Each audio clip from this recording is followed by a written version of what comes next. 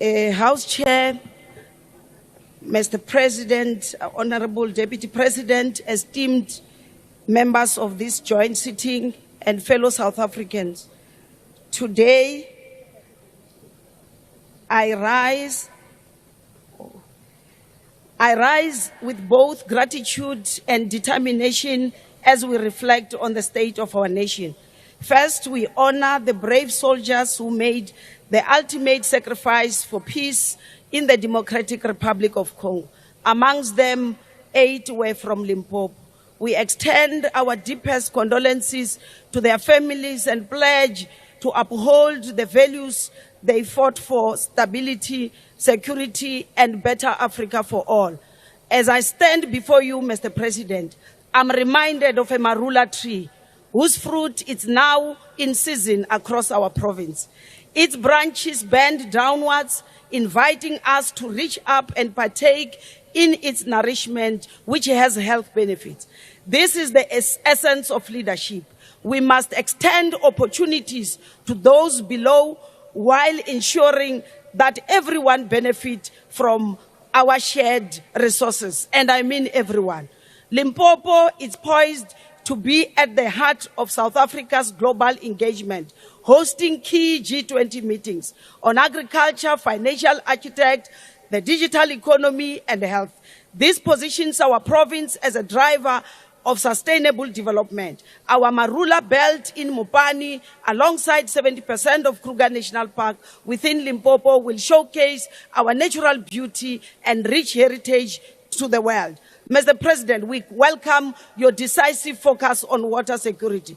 For years, our communities have struggled with water shortages. We appreciate your recognition that many rural municipalities lack the financial and technical capacity to ensure sustainable water supply.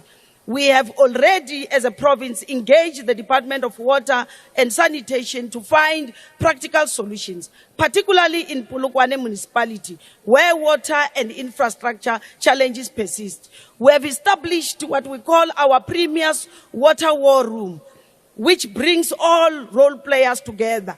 Hinomati Friday campaign has already started to yield results, wherein, Mr. President, 16 villages already in Guyana have started to drink water.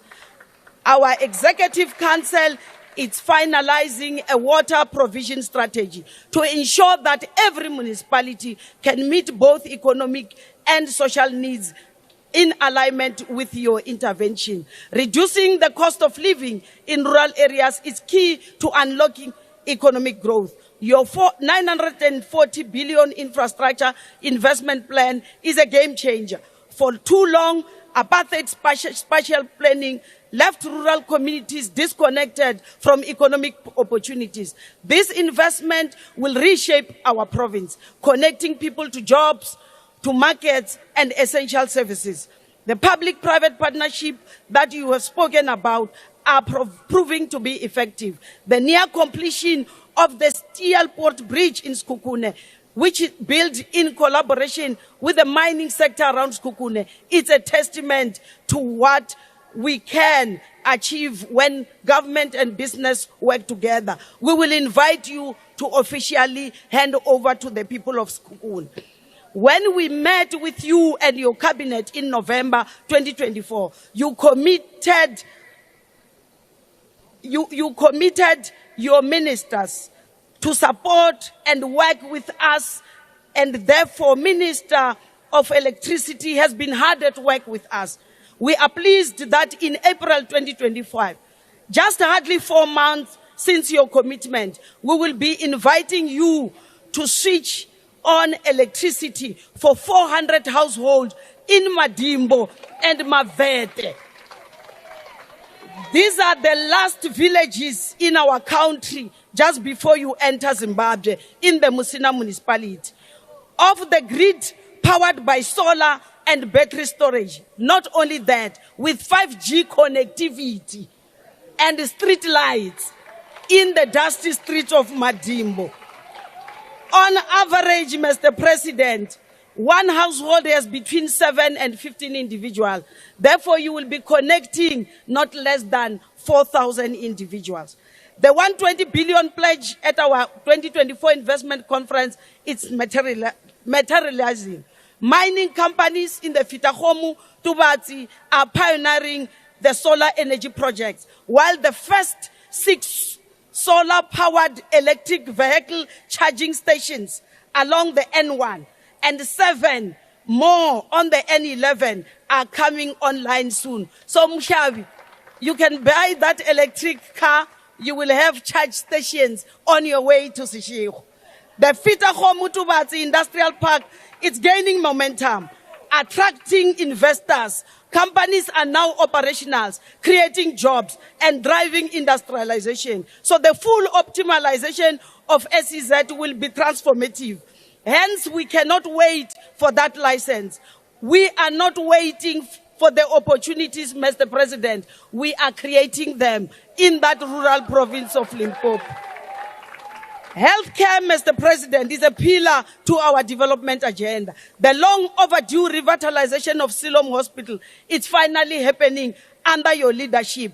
We must remind Honorable Phophi that training was done in 2011. And guess who was the president? Guess who is building it now? So is the Limpopo Central Hospital. We welcome it because it's currently under construction, which only started during your 6th administration. A capable state starts with skilled people. We welcome the initiative to capacitate our TVET colleges. This is in line with the directive you gave during the visit in Sekhukhune to the Minister of Higher Education to work with the provincial government to establish the Sekhukhune Mining Academy, because you understood better, contrary to what Honorable Chirwa's rhetoric, whenever given an opportunity to address this august house, that not every learner is a candidate for university. We must confirm to you that both local communities and royal families have endorsed this project, which will equip our youth with skills to thrive in the sector. We have already begun engagement with Minister and other potential partners on this project. And at the right time, we will give you feedback, Mr. President. So education is the foundation of economic empowerment and must ensure that Limpopo's youth are prepared for the job. Limpopo is no longer at the tail end of matric results. We have moved from being permanent residents of number last to 6th national, achieving a whopping 85.01% pass rate. Our goal is clear. We are aiming even higher in 2025. We have seen that Western Cape is number 5. They must watch the space. They are our target. We are also in the final stages of eradicating pit latrines in our school, ensuring that no child suffers the fate of the young Michael Komape again. Honorable Mukwena, you were misled about the ECD of our target, which was 130. To date, we have already registered 115, with the outstanding being 15. And since this function was shifted from social development, we have already registered 385. Our housing provision is also on the positive trajectory. Of the 4,555 units target, we have already completed 4,469, including 54 of military veterans. And this performance led into us receiving an additional 500 million allocation for 23-24, 24-25. And I'm sure it's coming from the DA-led Western Cape, which has failed to spend this money. Our commitment to a capable, ethical, and development state is unwavering. Mr. President, fellow leaders, let us extend our branch like a marula tree to uplift those in need. Let me remind Honorable Ndlela as I conclude that this government is committed towards fighting gender-based violence. That is why you see us, anyone who impregnates a child, any man who unzips on a child, it's currently being prosecuted. But we have a message from the women in Mpumalanga to you, to pass to your deputy president, that women in Mpumalanga says, invite us during the day, not at night, because that will be harassment and we will report it as sexual harassment. Charity begins at home. Thank you. Honorable Premier.